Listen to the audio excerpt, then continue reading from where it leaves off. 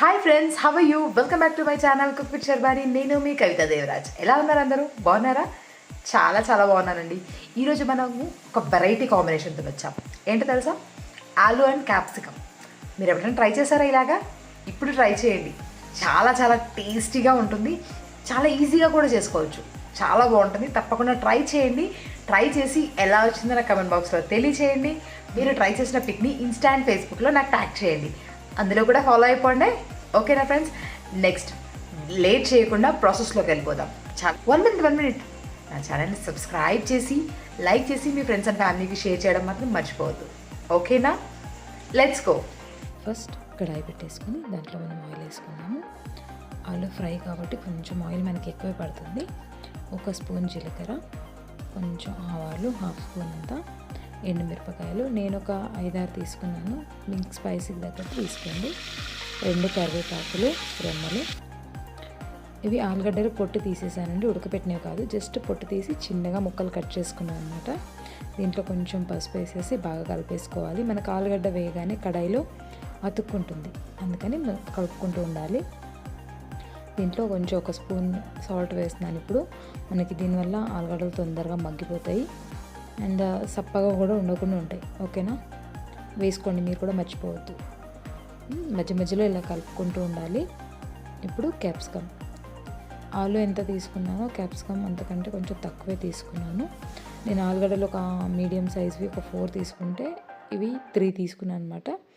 మగ్గించుకోవాలి కొంచెం ఒక 5 మినిట్స్ వరకు. మధ్య మధ్యలో కలుపుతూ ఉండాలి, లేదంటే కింద అడుగంటిపోతుంది. ఖచ్చితంగా కలుపుతూ ఉండాలి. ఎవ్రీ 2 మినిట్స్ 1 మినిట్కి ఒకసారి కలుపుతూ ఉండండి. ఓకేనా?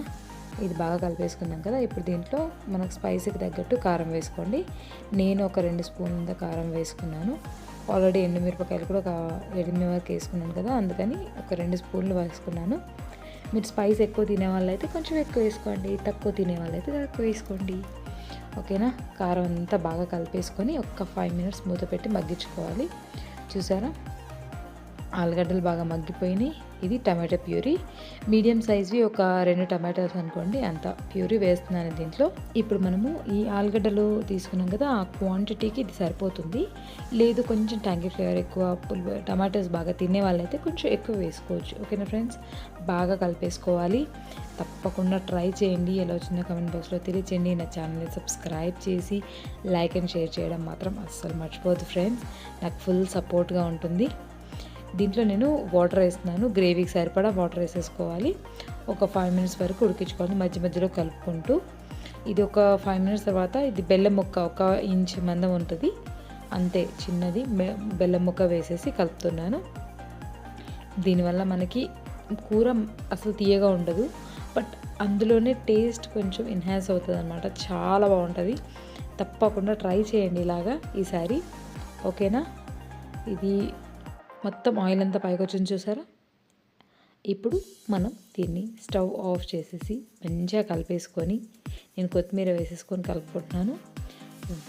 వేడిగా సర్వ్ చేసుకుంటే అసలు కిరాకు ఉంటుంది అనమాట. తప్పకుండా ట్రై చేయండి. ఎలా వచ్చిందో కమెంట్ బాక్స్లో తెలియజేయడం అస్సలు మర్చిపోవద్దు. ఓకేనా? చాలా చాలా వేడిగా ఉందండి, చేతి కాలుతోంది. హాట్గా చాలా టేస్టీగా ఉంది. స్మెల్ అయితే ఇక్కడ అదిరిపోతుంది అనమాట. మీరు ట్రై చేయండి. ఎలా వచ్చిందో నాకు చెప్పండి. అండ్ ఈ పిక్ని మీరు ఇన్స్టాంట్ ఫేస్బుక్లో నాకు ట్యాగ్ చేయండి. నన్ను ఇన్స్టాంట్ ఫేస్బుక్లో కూడా ఫాలో అయిపోండి. ఓకేనా? సబ్స్క్రైబ్ చేసిన తర్వాత పక్కన బెల్ ఐకాన్ని యాక్టివేట్ చేసుకోవడం మర్చిపోవద్దు. లైక్ చేసేయండి ఫ్రెండ్స్. ఓకేనా? Thank you for watching.